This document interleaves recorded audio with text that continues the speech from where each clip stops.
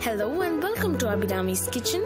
Today let us see how to make the very easy and amazingly delicious pineapple raita.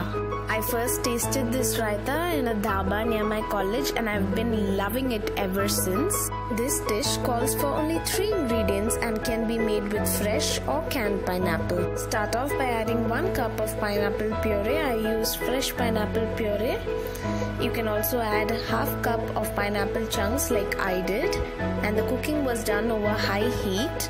When the puree starts bubbling, add in sugar after checking the sweetness of your pineapple. I added half cup of sugar to the puree and let it boil for 4 minutes. While this mixture is cooling, take a cup of fresh yogurt and beat it well. Now whisk in the cooled pineapple mixture to the yogurt gradually.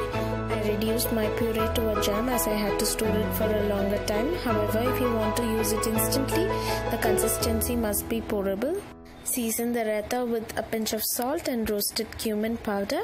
This raita tastes best when served chilled as a dipping sauce for flatbread such as chapati, naan or roti. Can also be served as a quick delectable dessert. I hope you'll enjoy making this pineapple raita. Until I meet you the next time, bye bye.